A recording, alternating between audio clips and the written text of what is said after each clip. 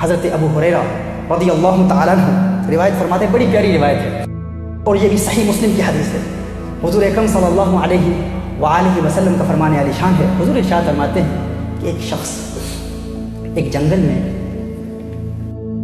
بادل سے ایک آواز سنتا ہے، جنگل میں ہے اور اوپر بادل سے ایک آواز آتی ہے کہ ہے بادل، تو فلاں جگہ جا اور فلاں کے باغ کو سیراب کر دے، یعنی وہاں اس باغ پر پانی برسا۔ یہ بادل کو دیکھتا ہے کہ بادل وہاں سے موو ہو جاتا ہے، متحرک ہوتا ہے۔ یہ بادل کا تعاقب کرتا ہے، جہاں بادل جا رہا ہے وہ پیچھے پیچھے جا رہا ہے اور وہاں پہنچ جاتا ہے جہاں بادل برستا ہے۔ جب دیکھتا ہے کہ بادل ایک باغ پر برس رہا ہے، دیکھتا ہے کہ ایک شخص وہاں موجود ہے اور وہ ایک نالا بادل کی برسات سے بھر گیا ہے اور ایک شخص وہاں اپنے ایک پھاوڑے کے ساتھ، ایک بیلچے کے ساتھ وہ اس پانی کو آگے پیچھے کر رہا ہے۔ یہ اس کے پاس جاتا ہے، کہتا ہے اللہ کے بندے تیرا نام کیا ہے؟ یہ اپنا نام بتاتا ہے اور پوچھتا ہے تو نے میرا نام کیوں پوچھا؟ اس نے کہا تیرے چرچے تو بادلوں میں ہو رہے ہیں۔ اس نے کہا تیرا ذکر تو اس نے کہا کیسے؟ اس نے کہا کہ میں وہاں کھڑا تھا اور بادلوں میں تیرا ذکر کیا گیا ہے کہ فلاں کے باغ میں جا کر وہاں پر جا کے برسو، اس باغ کو سیراب کرو۔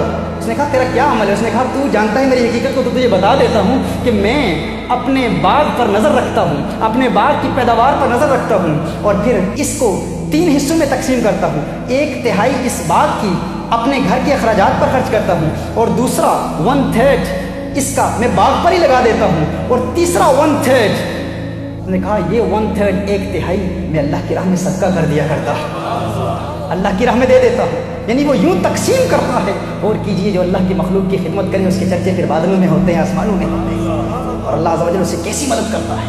وہ تنگ دستی کا شکار نہیں ہوتا، اللہ عز و جل اسے وسعت عطا فرماتا ہے، اللہ عز و جل سے برکتیں عطا فرماتے ہیں۔ خواجہ خواجگان خواجہ معین الدین چشتی اجمیری رحمۃ اللہ تعالی علیہ کیا ارشاد فرماتے ہیں؟ وہ فرماتے ہیں انسان سمجھتا ہے کہ میں اپنی ہمت، اپنی محنت، اپنی جد و جہد، اپنی توبہ، اپنی کاوش کے ذریعے، اپنے تقوی اور پرہیزگاری کے ذریعے جہنم کی آگ سے بچ سکتا ہوں۔ فرمایا بڑا مشکل کام ہے، اگر جہنم کی آگ کو اپنے لیے بجھانا چاہتے ہو تو انسان کی بھوک کی آگ کو مٹاؤ۔ کہا انسان جو بھوکا ہے اس کو کھانا کھلاؤ، جو پیاسا ہے اس کو پانی پلاؤ۔ اگر تم نے کھانے کے ذریعے انسان کی بھوک کی آگ بجھا دی اور پانی کے ذریعے انسان کی پیاس کی آگ بجھا دی، تم اس کی بھوک اور پیاس کی آگ بجھاؤ گے، اللہ تمہارے لیے جہنم کی آگ کو بجھا دے گا۔ اللہ تمہارے لیے جہنم کی آگ کو بجھا دے گا۔ اللہ تعالیٰ تمہیں جنت دے گا۔